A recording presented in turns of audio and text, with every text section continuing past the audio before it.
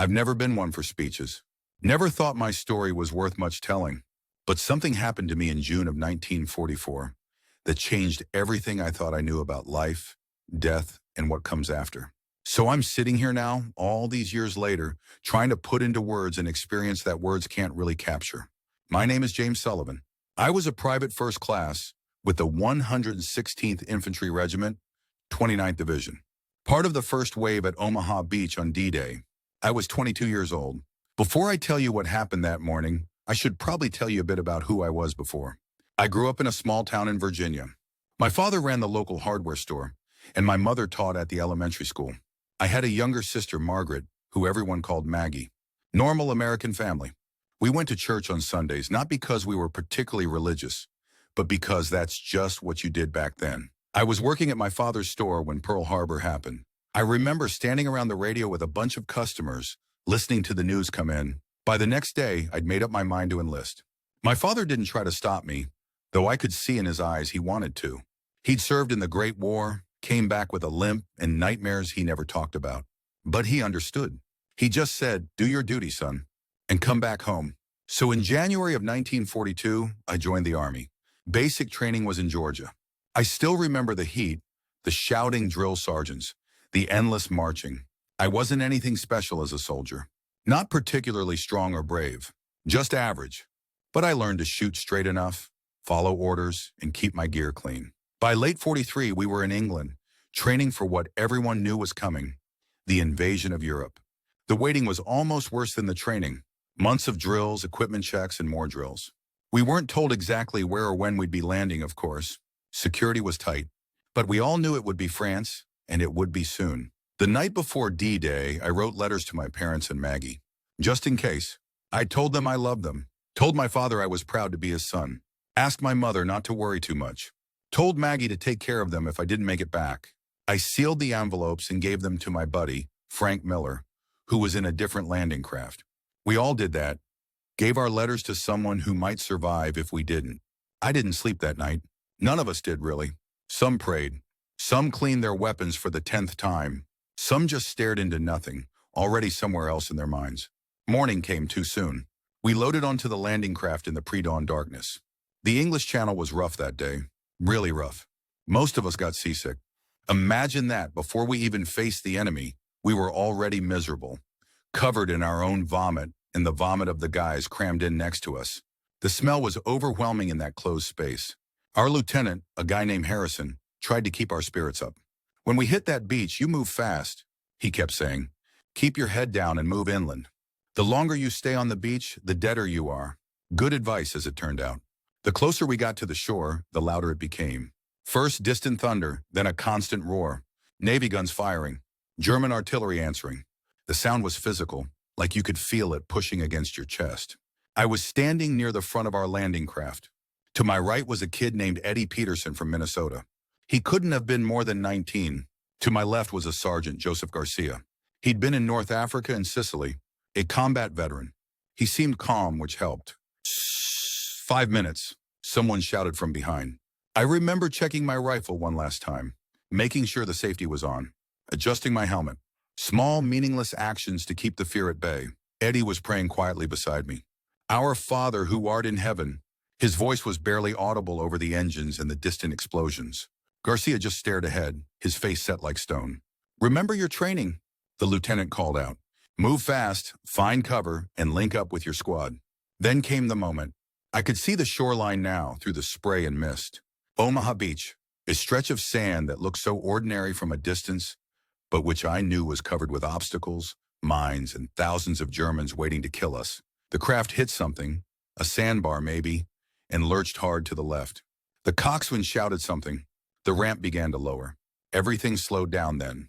The ramp wasn't even fully down when I heard the distinct rat-tat-tat of machine gun fire. Water splashed up where bullets hit. The man in front of me jerked backward, red suddenly blooming across his chest. He fell against me, and I had to push him aside. Then the ramp was down, and Harrison was yelling, "Go! Ha! Go! Go!"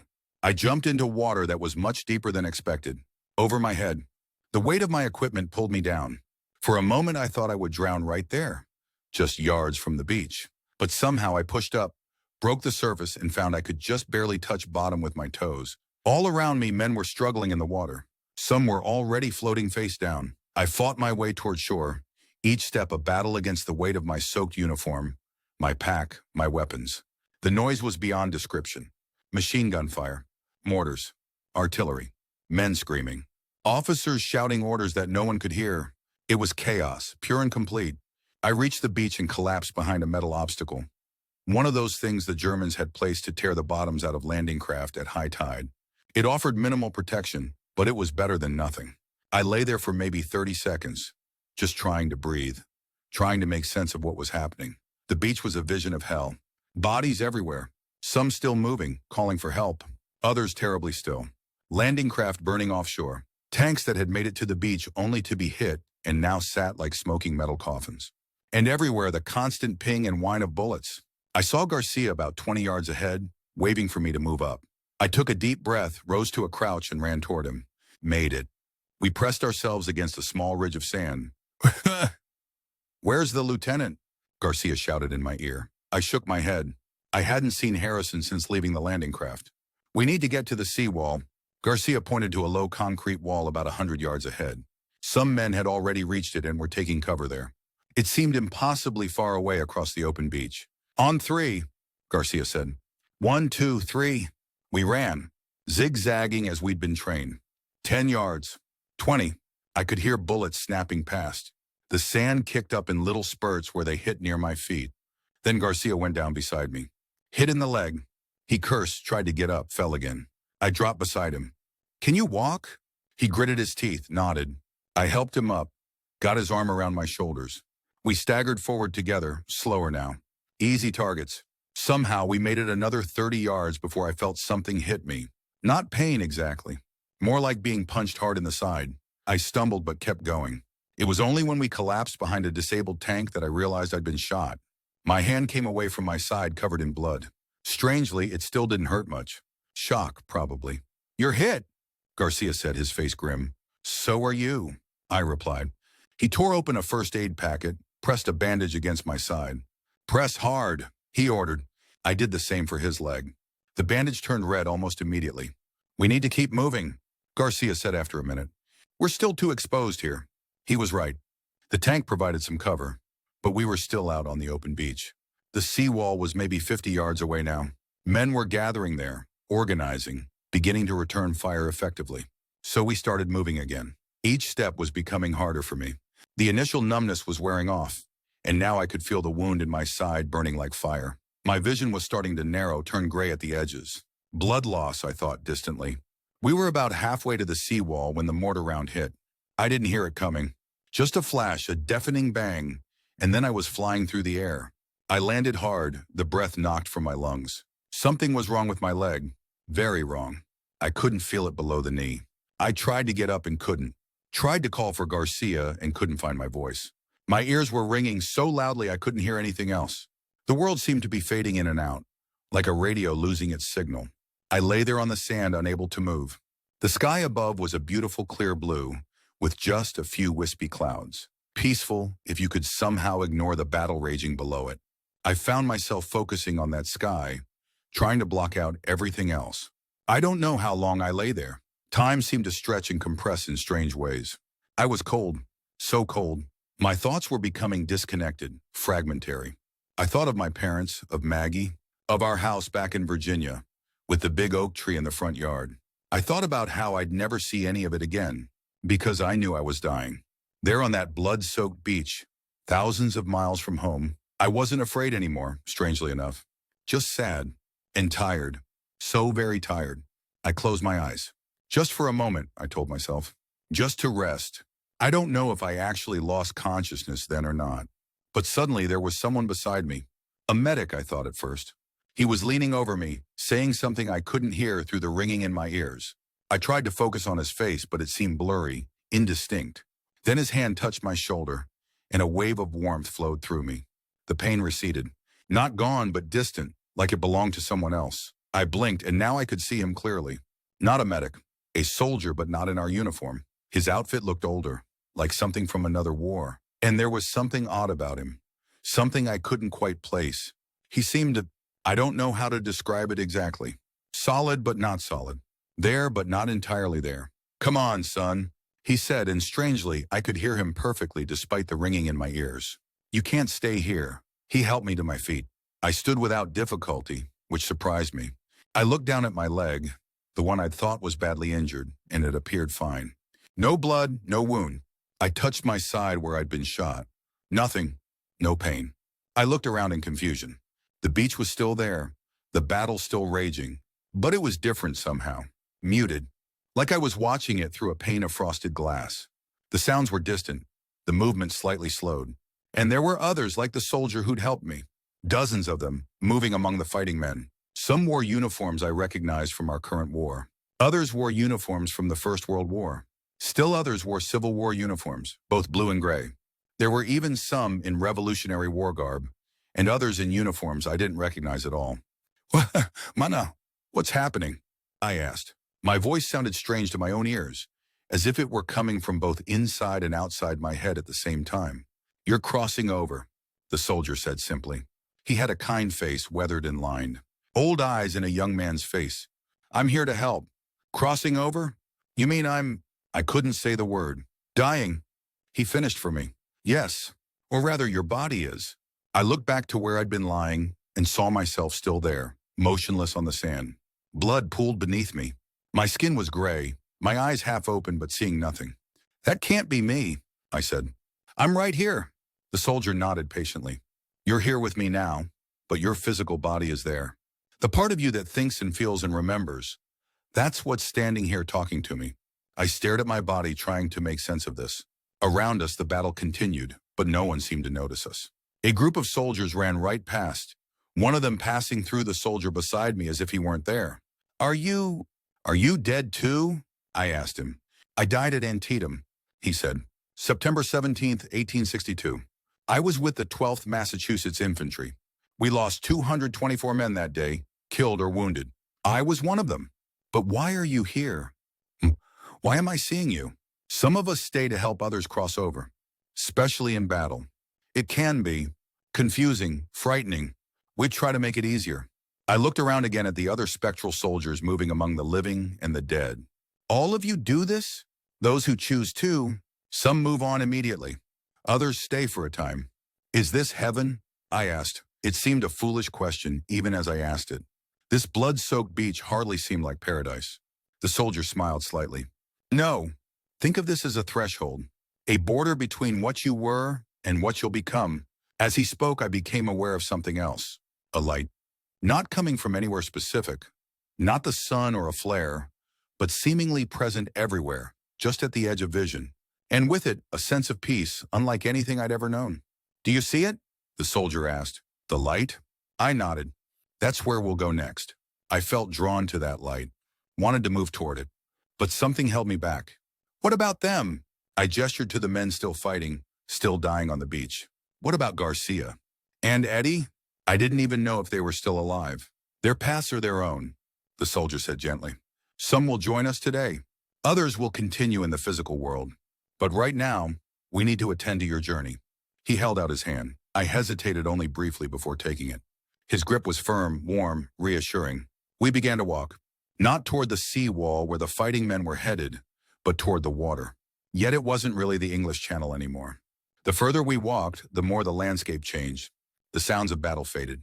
The beach and the water seemed to dissolve around us, replaced by that omnipresent light, growing brighter with each step. I wasn't frightened. That's the strange thing. I should have been terrified, but I felt only a profound calm, a sense that this was right, that I was heading exactly where I needed to go. As the light grew brighter, I began to see shapes within it, figures moving toward us, coming to meet us. Who are they? I asked. Those who've gone before, the soldier said. Those who wait for all of us. I squinted, trying to make out the approaching figures, and then I recognized one of them. Grandpa, I whispered. My grandfather, who had died when I was 15, was walking toward me. He looked younger than I remembered, more like the man in the photographs from his youth. Behind him, I could see others. My grandmother. My Uncle Robert, who had died in a factory accident when I was 10. Nari, they're here to welcome you, the Civil War soldier said, releasing my hand. I'll leave you with them now. Wait, I said, suddenly not wanting him to go. I don't even know your name. Thomas, he said with a smile. Thomas Brennan. Thank you, Thomas. He nodded once, then stepped back, fading into the light. My grandfather reached me then. His smile was just as I remembered. James, he said, and the sound of his voice brought tears to my eyes. We've been waiting for you. He embraced me, and it felt so real. Not like hugging a ghost or a spirit, but like hugging a living, breathing person. I could smell the pipe tobacco that had always clung to his clothes in life. I don't understand, I said when we broke apart. How is this possible? Understanding comes with time, he said. For now, just know that you're loved, that you've always been loved, and that there's nothing to fear. The others had joined us now.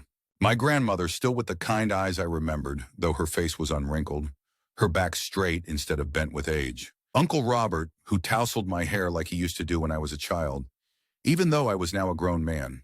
And then behind them I saw someone else. Someone I didn't immediately recognize, but who seemed achingly familiar. A young man about my age with features that reminded me of my own. He wore an army uniform, but not from my war. It was older, from the First World War. You might not remember me, he said, stepping forward. You were very young when I visited your parents that one time. I'm your father's brother. Your Uncle James. Uncle James. The man I'd been named after. My father's older brother, who had died in France in 1918. I'd seen photographs, heard stories, but had only the vaguest memory of having met him once when I was very small. Dad talked about you all the time, I said. He said you were the bravest man he knew. Uncle James smiled, shook his head slightly. Not brave, just doing what had to be done, like you. There were others too, further back in the light. Some I recognized, some I didn't. Family members from generations past. The sense of connection was overwhelming. These were my people, my blood, and they had been here all along, waiting. Come, my grandfather said, taking my arm. There's more to see. We began to move deeper into the light. I don't know how else to describe it. We weren't exactly walking anymore, at least not in the physical sense. It was more like we were being drawn forward, moving through the light rather than across any physical terrain. The light grew brighter still, but it didn't hurt my eyes. Instead, it seemed to fill me, flow through me. And with it came knowledge, understanding. Not in words or thoughts, but in pure awareness. I understood that this light was more than just brightness. It was love. Pure, unconditional love. The source of all love I had ever known or ever would know. It surrounded me, embraced me, filled every part of me. And I understood something else too. That I had always been part of this light, even when I'd been unaware of it. That everyone was part of it. That it connected all of us, always. In that moment, all the separations fell away. The boundaries between myself and others, between life and death, between past, present, and future, all of it revealed as illusion. What remained was unity, oneness, a belonging so profound that it defies description. I was shown, though shown isn't quite the right word, since this wasn't visual in the normal sense, how every life connects to every other life. How each choice we make sends ripples outward, affecting countless others in ways we can't imagine. I saw how my own brief life had touched others, people I'd helped, moments of kindness I'd nearly forgotten, and yes, mistakes I'd made too. But there was no judgment in this showing, only gentle understanding. I saw how my death would affect those who loved me, my parents receiving the telegram, my mother collapsing into my father's arms, Maggie running from the room, unable to bear it. Their grief was palpable, and for a moment, it threatened to overwhelm the peace I'd been feeling. But then I understood something else. That grief, as painful as it was the other face of love. That they grieved because they had loved. And that love didn't end with my death. It continued, transformed but unbroken. Time didn't seem to exist in this place of light. I could have been there for minutes or millennia. It was impossible to tell. But gradually I became aware of a presence different from the others. Not a human form like my grandfather or Uncle James, but something else. Something more. I can't describe it adequately. Words fail completely. It wasn't a physical form, yet it had a definite presence. And it communicated not in words, but directly into my consciousness. I felt rather than heard, you have a choice. A choice? I didn't understand at first. Then somehow I did. I was being offered the option to stay in this place of light and love, or to return to my body on that bloody beach. To live or to die in the simplest terms, though that phrasing doesn't capture the fullness of what was being offered. Why would I choose to go back? I asked, though not aloud. Why would anyone leave this place? The response came as a series of impressions rather than words. I understood that some souls had work still to do in the physical world. Experiences to have, lessons to learn, people to help. That life, with all its pain and struggle, offered opportunities for growth that couldn't be found elsewhere.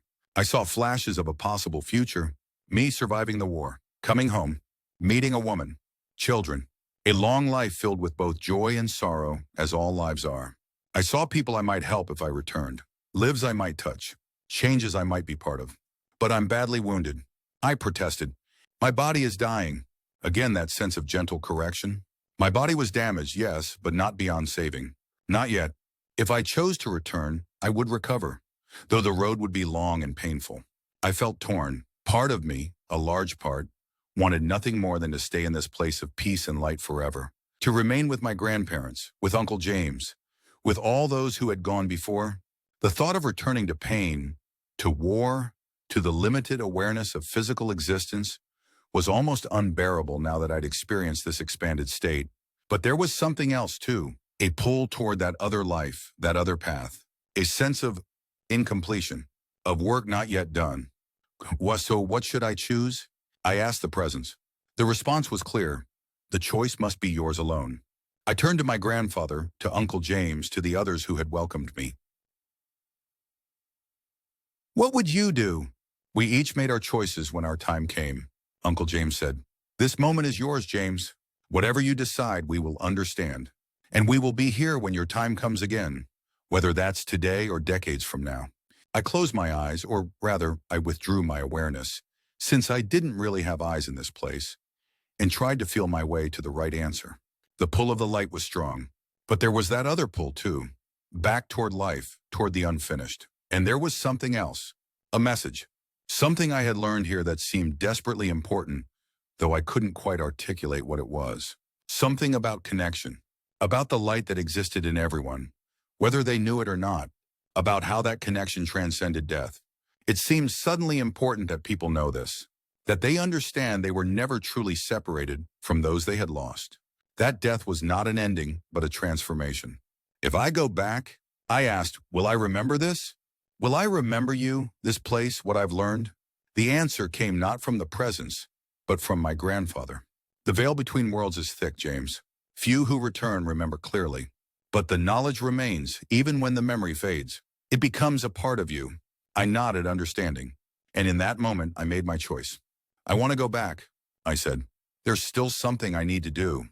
The presence seemed to, I don't know, approve, acknowledge. Again, words fail. But I sensed that my decision was accepted. My grandfather embraced me one more time. "We'll be waiting," he said.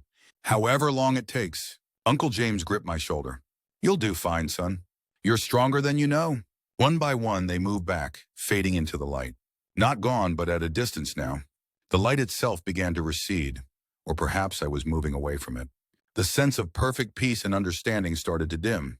I felt myself being pulled backward, away from the light, away from that expanded awareness, pulled back toward the narrow confines of a physical body, back toward pain and limitation and linear time. There was a moment of resistance, of panic almost, a desperate desire to cling to the light, to that perfect knowing. But I had made my choice, and I felt myself falling back, down, away. Darkness closed around me. The light was gone. The peace was gone. In their place came pain. Incredible, overwhelming pain that seemed to consume my entire being. I tried to scream but couldn't. Tried to move but couldn't. Everything hurt. My side, my leg, my head. Breathing hurt. Thinking hurt. Slowly, other sensations penetrated the wall of pain. Voices. Hands touching me. The smell of antiseptic and blood. The rumble of an engine. I forced my eyes open. Blurry figures moved above me. A face came into focus. A man in a medic's uniform looking down at me with surprise. "This one's alive," he shouted to someone I couldn't see. "Get plasma over here now." I tried to speak, but only a groan came out. "Take it easy, soldier," the medic said. "You're on a ship. Hospital ship. You made it off the beach. Hospital ship?" But I had been dying on the beach. I remembered that clearly. Remembered the mortar blast, the wounds, the life draining out of me. "How?" I managed to croak. "Shore Patrol found you," the medic explained, working as he talked. I felt a sharp prick in my arm. An IV, I realized distantly. "Said it was a miracle you were still breathing." You've lost a lot of blood. Got some shrapnel in your side and your leg's pretty messed up, but you're going to make it. A miracle. Was it? Or a choice? Memories were already fading, slipping away like water through my fingers. The light, my grandfather, Uncle James. The understanding that had seemed so clear and complete. All of it receding, becoming dreamlike, insubstantial. No, I whispered, trying desperately to hold on to those memories, that knowledge. Don't go. Don't leave me. The medic misunderstood.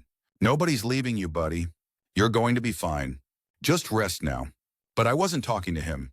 I was reaching for something that was already gone, or nearly gone. A truth I had grasped so clearly just moments ago, but which was now slipping into the shadows of my mind. Tears filled my eyes. Not from the physical pain, which was substantial, but from a sense of loss so profound it felt like my heart was breaking. I had seen something, been shown something, and now it was fading, leaving only the faintest impression, like a dream upon waking. Rest, the medic said again, injecting something into my IV. Morphine, probably. The pain began to recede, and with it, consciousness. As I drifted toward sleep, one last fragment came to me. Not the full understanding I had experienced, but a piece of it. A message. About the light that connects us all. About how death is not the end. About how love transcends even the grave. Remember, I told myself as darkness claimed me. Remember. But even as I thought it, I knew that the fullness of what I had experienced was already beyond my grasp. That the limitations of my human brain couldn't contain the vastness of what I had been shown. What remained was a feeling, a certainty buried deep in my soul, and a mission, though I couldn't yet articulate what it was. I would remember enough, I thought, as consciousness faded. Enough to make the choice worth making. Enough to bring back what I had been sent to share. And then there was only darkness. But not the peaceful darkness of that place between worlds. The heavy, drugged darkness of a wounded body fighting to heal. I dreamed of light, of faces I knew and loved, of a peace beyond understanding. And somewhere deep in my fractured awareness, I held on to a single thought. I had died, and I had returned. And I carried within me a message that needed to be shared. But what that message was exactly, that would take me years to fully understand. I woke up in a hospital in England. At least that's what they told me it was. White walls, the smell of disinfectant, doctors and nurses moving between beds, the moans of wounded men. For a long time, that's all there was. Waking briefly, then slipping back into darkness. Pain, then morphine, then darkness again. A rhythm of half-consciousness that could have lasted days or weeks. I had no way to track the passage of time. When I finally came to full awareness, a nurse was changing the bandage on my leg. The pain was intense but manageable. Different from the all-consuming agony I remembered from the beach and the ship. "Welcome back," she said when she noticed my eyes were open and alert. She had an English accent and kind eyes. "You've been with us for nearly 2 weeks now." 2 weeks? My voice came out as a rasp. My throat felt like sandpaper. She nodded, offering me a sip of water from a glass. "You've had 3 surgeries. Lost a lot of blood. The doctors weren't sure you'd pull through, but here you are." Here I was. But where exactly was here? And how had I gotten here? My memories were fragmented, disjointed. I remembered the landing craft, the beach, the bullets and explosions, being hit, lying on the sand, certain I was dying. And then, what? There was something else, something important, something about light, about faces I knew. But every time I tried to focus on these memories, they slipped away like smoke. "Did anyone else from my unit make it?" I asked. The nurse, her name tag said Margaret, shook her head. "I don't know, love. There were so many of you coming in. But you can ask around once you're a bit stronger." In the days that followed, I learned more about my injuries. The bullet that had hit me in the side had passed through without hitting any vital organs. Lucky, the doctor said. The mortar blast had caused more serious damage. Shrapnel in my left leg, my back, my shoulder. They'd removed as much as they could, but some fragments were too close to nerves or blood vessels to risk extracting. "You'll likely walk with a limp," the doctor told me matter-of-factly, "and you might not regain full use of your left arm. But considering the state you were in when they brought you here, you're a walking miracle." That word again, miracle. It stirred something in me, some memory just beyond reach. Something about a choice, about returning. "Doctor," I said before he could move on to the next bed, "I think I might have died out there on the beach. Is that possible?" He studied me for a moment, his expression unreadable. "Your heart stopped twice during your first surgery," he finally said. "We managed to resuscitate you both times." As for what happened on the beach, he shrugged. The medics who found you said you had no pulse initially. Then suddenly you did. These things happen in the chaos of battlefield medicine. Mistakes get made. But it wasn't a mistake, I wanted to tell him. Something had happened to me out there. Something profound. I just couldn't remember exactly what. As my body slowly healed, I found myself increasingly preoccupied with those elusive memories. I would wake from dreams filled with light and peace, only to have the details fade before I could grasp them. It was maddening, like having a word on the tip of your tongue that you just can't recall. 2 months after D-Day, I was well enough to be moved to a convalescent facility for longer-term recovery. It was a requisitioned country estate somewhere in the English countryside. The grounds were beautiful.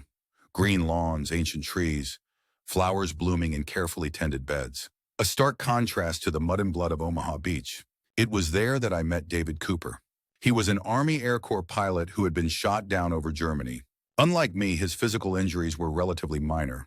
A broken arm, some burns, but he suffered from what they were calling combat fatigue, what we'd called shell shock in the previous war. He didn't talk much at first. None of us did, really. We were all carrying our own private battlefields inside us. But gradually, during smoke breaks or physical therapy sessions, we began to open up to each other. One evening, we were sitting on a bench in the garden. The sun was setting, painting the sky in shades of orange and gold. David was smoking. I was just watching the light change, feeling something stir in my memory. I died, I said suddenly, surprising myself. I hadn't meant to say it aloud. David glanced at me sideways, exhaled a stream of smoke. Yeah? When was that? His casual response caught me off guard. I'd expected disbelief, maybe concern about my mental state. Instead, he seemed merely curious. Omaha Beach, I said. I took a bullet and then got hit by a mortar. I was lying there bleeding out, and I left my body. The words felt right as I said them, resonating with some truth deep inside me. David nodded, offered me a cigarette, which I declined. I crashed in a field outside Munich, he said after a long pause. Plane was on fire. I managed to bail out, but my chute was damaged. Hit the ground hard enough to break my arm and knock me unconscious. That's the official story anyway. And the unofficial story? I prompted when he fell silent. He took another drag of his cigarette, seemed to debate whether to continue. I wasn't just unconscious, he finally said. I was gone. Numb, dead. I remember floating above my body, watching the German farmers who found me trying to revive me. I remember thinking how strange it was that I could understand their language suddenly. Even though I don't speak a word of German, my heart was pounding now. What else do you remember? Light, he said simply. A tunnel or corridor of light, and my brother waiting for me at the end of it. Your brother? Tommy. He died at Pearl Harbor, aboard the Arizona. David's voice was flat, emotionless, but his eyes had taken on a distant look. He told me it wasn't my time yet, that I needed to go back. I didn't want to. It was so peaceful there, you know. But he insisted. I nodded, a lump forming in my throat. I know exactly what you mean. We sat in silence for a while after that, watching darkness claim the garden. Neither of us needed to say more. We had both experienced something beyond words, beyond the usual boundaries of life and death. We had both returned, carrying fragments of a mystery we couldn't fully articulate, even to ourselves. After that evening, David and I sought each other out regularly. We didn't always talk about our experiences. Sometimes we just played cards or listened to the radio or complained about the hospital food. But when we did discuss what had happened to us, it was with a freedom I found with no one else. He remembered more details than I did, or at least he thought he did. The light, the tunnel, his brother. What they had said to each other. I envied him that clarity. My own memories remained frustratingly vague. Impressions rather than clear recollections. I knew I had experienced something extraordinary, but the specifics continued to elude me. Maybe it's different for everyone, David suggested one day. Or maybe some of us are just meant to remember more than others. But why? I asked, feeling the familiar frustration rise. If it was important enough for me to come back, why can't I remember exactly what happened? David shrugged. Maybe the details aren't what's important. Maybe it's the feeling, the knowing. The knowing. Yes, that resonated. Because despite the gaps in my memory, there were things I knew with absolute certainty. I knew that death was not the end. I knew that something of us, the essential part, continued. I knew that love transcended the boundary between life and death. And I knew somehow that I had been sent back with a purpose. with a message to share. But what exactly was that message? And how was I supposed to share it when I couldn't even fully remember it myself? As summer faded into autumn, my physical recovery progressed. The limp remained, as the doctors had predicted, and my left arm was weaker than before, with limited range of motion. But I could walk, dress myself, handle most daily tasks. Physically, I was healing. But the questions, the feeling of something vital just beyond my grasp, those remained. In late September, I received a letter from home. My parents had been writing regularly since learning I was alive. Their initial letters had been filled with a joy that practically leapt off the page. Their son, reported missing and presumed dead, had miraculously survived. Another miracle. But this letter was different. My father wrote that my childhood friend Bobby Williams had been killed in the Pacific. Bobby and I had grown up together, played baseball in the vacant lot behind his house, double-dated to our high school prom, and now he was gone. I sat on my bed, the letter trembling in my hands, and wept. Not just for Bobby, though the loss of him was a fresh wound, but for all of it, the waste, the suffering, the senselessness of war. In that moment, whatever comfort I had found in my near-death experience seemed to evaporate. What did it matter if there was life after death? People were still dying by the thousands. Young men like Bobby were still being cut down before they had really lived. That night, I dreamed of the light again. But this time it was different, more vivid, more present. I was standing in that place of brightness once more, but now I could see more clearly. And Bobby was there, walking toward me with that crooked smile of his. "Hey, Sully," he said, using the nickname I hadn't heard since leaving home. "Took you long enough to visit." "Bobby?" I reached out, half expecting my hand to pass through him. But he was solid, real. I pulled him into a hug, feeling the familiar bony shoulders, smelling the same bay rum hair tonic he'd always used. "How is this possible? You're dead?" He finished for me, pulling back to look at me. "Yeah, I know. Happened off Saipan. Kamikaze hit our destroyer. I never even saw it coming." He said it matter-of-factly, without the horror or grief such a death should evoke. "I'm so sorry," I said, feeling inadequate. Bobby shrugged. Don't be. It was quick. And this," he gestured around at the light surrounding us. "This makes up for it. You have no idea, Sully. Or maybe you do, a little." "I was here," I said slowly, "after Omaha Beach. But I don't remember it clearly. It's all fragments. That's how it works for those who go back." Bobby nodded. "The veil comes down. You can't take the full knowing with you. It would be too much for a living brain to hold." The veil. The phrase triggered something in my memory. My grandfather had said something similar. "The veil between worlds is thick." My grandfather, I said aloud. "I saw him here, and my Uncle James. They were Aiden. Are they?" "They're here," Bobby confirmed. "Everyone is here eventually, all gathered in the light. But why am I here now? Am I dying again?" Bobby laughed, the same infectious laugh I remembered from our boyhood. "No, you're just dreaming, Sully. But dreams are one of the ways we can reach across the veil. When your conscious mind is quiet, when the noise of physical existence fades, we can sometimes get through. We've been trying to reach you since you went back." Another voice said. I turned to see my grandfather standing there, looking just as he had before. Behind him was Uncle James and others I had seen during my near-death experience. "You've been calling me?" I asked, confused. "You asked to remember," my grandfather said simply. "We've been trying to help, but it's not easy, breaking through the veil." What am I supposed to remember?" I asked, a desperate edge to my voice. "I know there was something important, something I was meant to bring back, but I can't hold on to it." My grandfather placed his hands on my shoulders, his gaze steady and loving. "The message is simple, James. So simple that it gets lost in complexity. Love is real. Connection is real. Death is not the end. That's it. That's what you glimpsed, what you knew with your whole being when you were here. But that's," I started to say too simple, but stopped myself. Because it wasn't simple at all, was it? It was everything.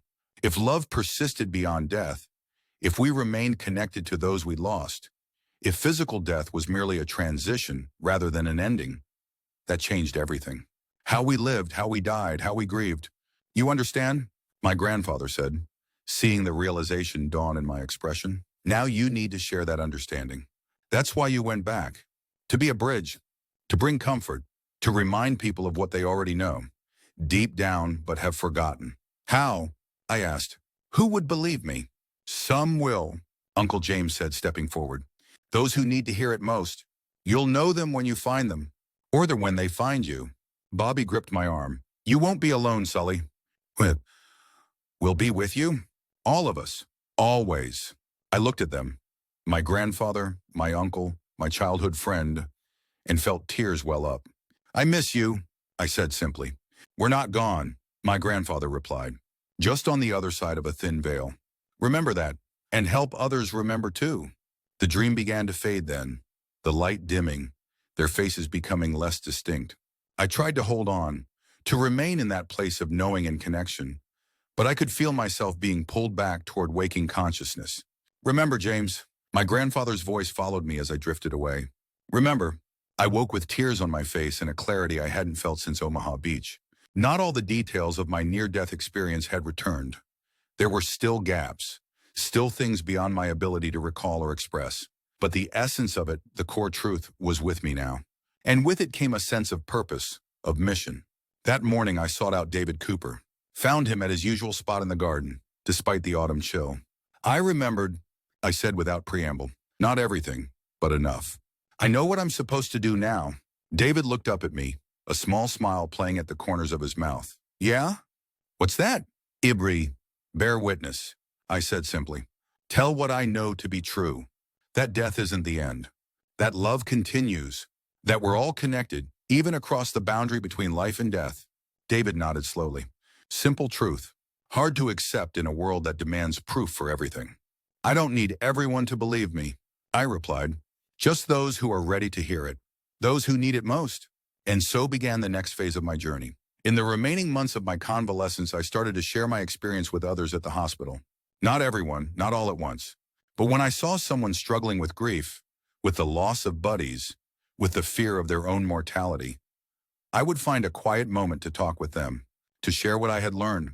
Some dismissed me, of course, thought I was crazy, or that the trauma of my injuries had affected my mind. But others listened, and some of those who listened found comfort in my words, found hope, found a way to carry on. By the time I was deemed fit to return to the United States in early 1945, I had spoken with dozens of wounded soldiers. Not all believed me, but all listened. And in the listening, something happened. A space opened up where they could consider possibilities beyond the material world, beyond the horror of war, beyond the apparent finality of death. I sailed home on a hospital ship filled with the wounded and the dying. Every day, men succumbed to their injuries. I volunteered to sit with them in their final hours. Sometimes I shared my story, if they seemed open to it. Sometimes I just held their hands and assured them they weren't alone, that they were loved, that they were going home in the deepest sense of the word. When we docked in New York, my parents were waiting. My mother cried when she saw me coming down the gangplank with my cane, my left sleeve hanging somewhat limp. My father tried to maintain his composure but failed, pulling me into a fierce hug that hurt my still healing body. I didn't mind the pain. It was a small price to pay for being alive, for being home. The first few weeks back in Virginia were a blur of family visits, medical checkups, and attempts to adjust to civilian life. Everyone wanted to know about my experiences in the war, but few were prepared for the story I actually had to tell. So I edited it, told them about the landing, about being wounded, about the long recovery. But I kept the most important part to myself, sharing it only with those who seemed ready to hear it. One of those was Maggie, my sister. She'd grown up in my absence, transformed from the teasing girl I remembered into a young woman with serious eyes and a nursing certificate. She'd been working at the military hospital in Richmond, caring for wounded servicemen. We were sitting on the porch swing one evening, about a month after my return. The air was warm for spring, filled with the scent of honeysuckle from Mother's garden. You're different, Maggie said suddenly. Not just the injuries. Something else has changed in you. I looked at her, considering how much to share. I died, Maggie, I finally said. At Omaha Beach. My heart stopped. I left my body. I saw things. I expected shock, disbelief, maybe even laughter. Instead, she nodded slowly. I know, she said softly. You know, Hannah, how could you know? She turned to face me fully, her expression intense. Because some of the men I've nursed told me similar stories before they died. About light, about seeing deceased relatives, about feeling peace. I always thought they were hallucinations from the medication or the trauma. But there were so many. And they were so similar. I felt a surge of excitement. They're not hallucinations, Maggie. They're glimpses beyond the veil. I'm absolutely certain of it. She studied me for a long moment. Tell me everything, she finally said. Every detail you can remember. So I did. I told her about the light, about seeing Grandpa and Uncle James, about the sense of perfect love and connection, about being given a choice to return. I told her about the dreams that had helped me remember, about Bobby Williams appearing to remind me of my purpose. Maggie listened without interrupting, her eyes never leaving my face. When I finally fell silent, she reached out and took my hand. Do you have any idea what this means? She asked, her voice barely above a whisper. What this could mean for the families of all those who didn't come home? For anyone who's lost someone they love? I nodded. It means grief doesn't have the final word. It means goodbye is never permanent. It means we're all connected always by something death can't touch. You have to tell people, she said with sudden urgency. Not just one at a time, but more widely. Who would listen? Who would believe me? A determined look came over her face, one I recognized from our childhood when she'd set her mind to something. I work with the bereaved families of servicemen, she said. Mothers, wives, siblings who have lost someone. They gather weekly at the hospital for mutual support. Would you come speak to them? And so, 2 weeks later, I found myself facing a room full of grieving women. Young wives who would never see their husbands again. Mothers who had lost sons. Sisters who had lost brothers. Their faces were drawn with sorrow, their eyes haunted. Maggie introduced me simply as her brother, a wounded veteran who had something important to share. I stood before them, leaning on my cane, suddenly unsure. What right did I have to offer them hope? What if my experience had been nothing more than a dying brain's final hallucination? But then I remembered the certainty I had felt in that place of light, the knowing that had transcended thought. And I began to speak. I told them my story without embellishment or exaggeration, just the plain truth as I had experienced it. I described dying on Omaha Beach, the soldier who had helped me cross over, seeing my grandfather and Uncle James, the all-encompassing love I had felt. I told them about my dreams since then, about Bobby Williams reaching across the veil to remind me what I had learned. I can't prove any of this to you, I concluded. I can only offer my testimony for whatever it's worth. But I know with absolute certainty that your loved ones are not gone. They've only stepped behind a veil that separates this world from the next. They are at peace. They are whole. And they are still connected to you by bonds of love that even death cannot break. Silence followed my words. I looked out at their faces, saw tears on many cheeks. Had I only added to their pain? Had my words been a comfort or a cruel false hope? Then an older woman in the front row stood up. Gray-haired, dignified in her grief, she approached me slowly. My son died at Guadalcanal, she said, her voice steady despite the tears in her eyes. The night after I received the telegram, I dreamed of him. He was standing in a field of light, smiling, telling me he was fine, that I shouldn't worry. I thought it was just my mind trying to comfort itself. She took a shaky breath. But it wasn't just a dream, was it? No, ma'am, I said gently. It wasn't just a dream. She nodded once, then did something unexpected. She hugged me. Thank you, she whispered. Thank you for giving me permission to believe what my heart already knew. After her, others came forward. A young widow who had smelled her husband's cologne in their bedroom months after his death. A sister who had heard her brother's voice calling her name the moment he died halfway around the world. A mother who had felt a presence sitting on the edge of her bed, comforting her through her darkest nights of grief. All of them had doubted their experiences, dismissed them as wishful thinking or imagination. But hearing my story had given them permission to trust what they had felt, what they had known deep down. That gathering changed something in me. I realized that my purpose wasn't to convince skeptics or provide scientific proof of life after death. It was simpler than that. I was meant to be a witness, to share what I had experienced so that others who had glimpsed beyond the veil would know they weren't alone, weren't crazy, weren't merely grasping at comforting fantasies. In the months and years that followed, I spoke to many such groups. Military families at first, then civilian bereavement groups. Word spread gradually. I never sought publicity or tried to profit from my story. I simply made myself available to those who wanted to hear it.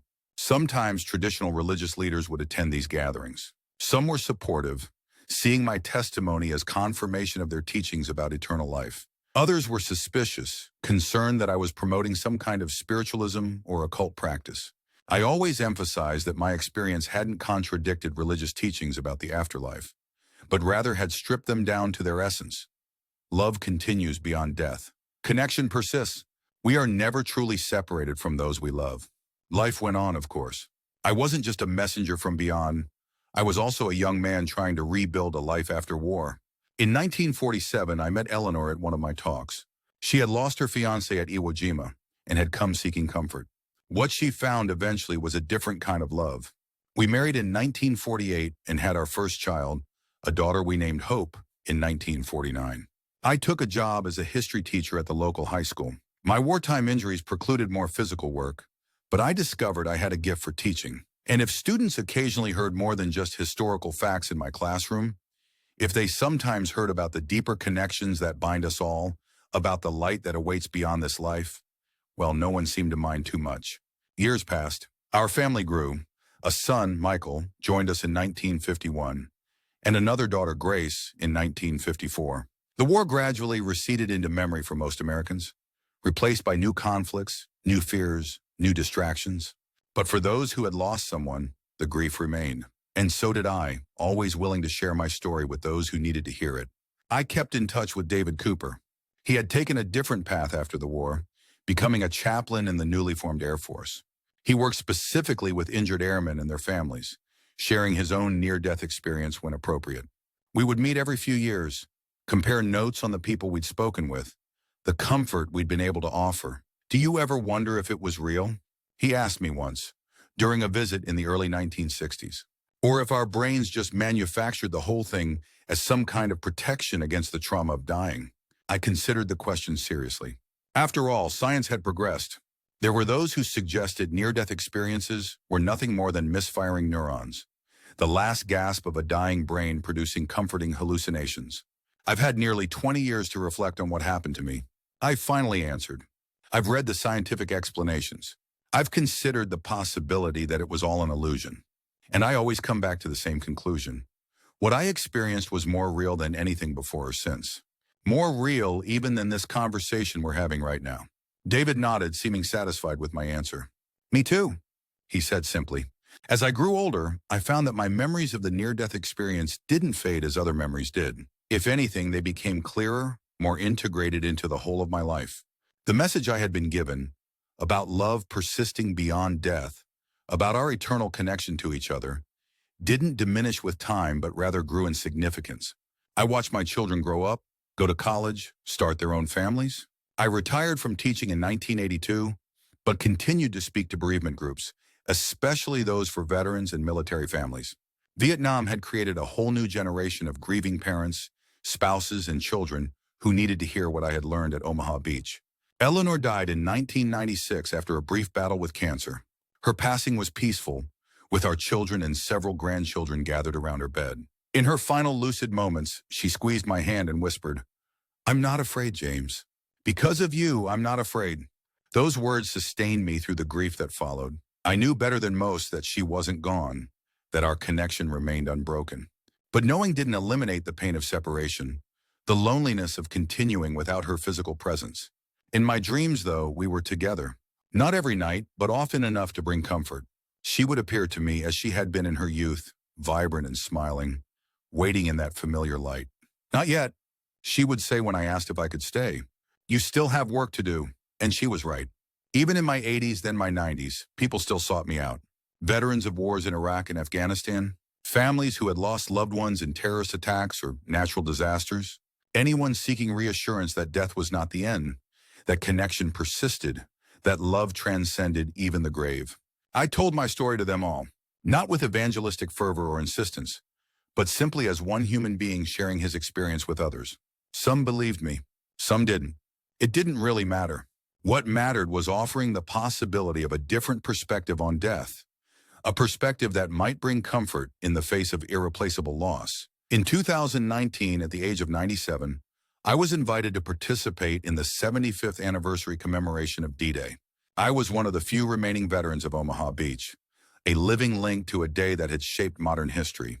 My grandson Thomas accompanied me to France, helping me navigate with my wheelchair and oxygen tank. Sitting on that beach again after so many decades was surreal. It looked so ordinary now. Tourists spread their towels where men had bled and died. Children built sand castles where artillery had once cratered the sand. The sea sparkled innocently in the June sunshine, giving no hint of the horrors it had witnessed. During the official ceremony, I was acknowledged along with the other surviving veterans. But it was afterward, when most of the dignitaries had departed, that something remarkable happened. A young French woman approached me, maybe in her 30s, dark-haired, solemn-eyed. She knelt beside my wheelchair so we were at eye level. "Monsieur Sullivan?" she asked hesitantly. "My name is Marie Lefebvre. My grandfather, Philippe Lefebvre, asked me to find you if you were here today." "Your grandfather?" I asked, confused. "I don't believe I know him. He died last year," she explained. "But before he died, he told me about you. He was 16 years old during the invasion, living in a village just inland from here. He was part of the resistance, helping guide Allied soldiers who had been separated from their units." She reached into her purse and pulled out an old, worn photograph. It showed a group of American soldiers standing with a skinny French teenager. I squinted at it but didn't recognize anyone. My grandfather said that in the days after the invasion, he was helping a wounded American soldier travel inland to rejoin his unit. They took shelter in an abandoned barn during an artillery barrage. The American was feverish from his wounds, slipping in and out of consciousness. I listened, still not understanding what this had to do with me. During one of his lucid moments, the soldier told my grandfather about dying on the beach, about leaving his body, about seeing a place of light where deceased relatives welcomed him. He spoke of being given a choice to return, of carrying a message back. My heart began to beat faster. "What was the soldier's name?" I asked, though I already knew the answer. "James Sullivan," she replied, confirming my suspicion. My grandfather never forgot that conversation. He said it changed his entire understanding of life and death. He carried it with him through the rest of the war, through the loss of his parents and sister in the fighting, through all the hardships that followed. I sat in stunned silence. I had no memory of this French teenager, of the barn, of sharing my experience during those chaotic days after the invasion. But clearly, even in my injured, feverish state, the message had been leaking out of me, finding those who needed to hear it. "When I was a child," Marie continued, "my grandfather would tell me your story. 'Remember, little one,' he would say, 'death is not the end. Love continues. We are never truly separated from those we love.'" It became a family saying, a source of comfort through many losses. Tears filled my eyes. "I've been sharing that message for 75 years," I said softly. "But I had no idea it had spread beyond those I spoke to directly." Marie took my hand, her own eyes damp. "It spread further than you know, Monsieur Sullivan. My grandfather told many people over the years. Some of them told others. Your message has traveled far beyond you, bringing comfort to countless people you'll never meet." As she spoke, I felt something shift inside me, a sense of completion, of a circle finally closing. The message I had been given on Omaha Beach had done what it was meant to do. It had rippled outward, touching lives I would never know about, offering hope in the face of humanity's deepest fear. I returned home from that trip with a renewed sense of peace. The work I had been sent back to do was complete, or as complete as it would be during my lifetime. The message would continue to spread without me now, carried by those who had heard it and found comfort in it. In the months that followed, my health began to decline more rapidly. Nothing dramatic, just the natural wearing down of a body that had lived nearly a century. My children and grandchildren visited often. We talked about everything and nothing. I shared stories from my life, wanting them to remember, to understand the threads that had woven through my long existence. And now, as I sit here telling you this story, I'm 99 years old. The doctors say my heart is failing. No heroic measures, I've told them. No desperate attempts to delay the inevitable. I've had a good long life. I'm ready for what comes next. Because I know what comes next, not just from faith or hope or religious teaching, but from experience. I've been there. I've seen it. I've felt the indescribable love that awaits us all. I've glimpsed the connections that bind us eternally to those we love. Soon I'll be there again. But this time I won't be coming back. My grandfather will be waiting. And Uncle James. And Bobby Williams. And Eleanor, my beloved Eleanor. They'll welcome me home, into that light that never dims, that love that never ends. And here's what I want you to remember from my story. Death is not the end. Love continues. We are never truly separated from those we love. That's the message I died to bring back. The message I've lived to share. The message I leave with you now. Remember it. Share it. And when your time comes to cross behind the veil, know that you too will be welcomed home with joy beyond imagining. I died on Omaha Beach in 1944, and I came back with a message. Now my journey has come full circle, and I'm ready at last to go home.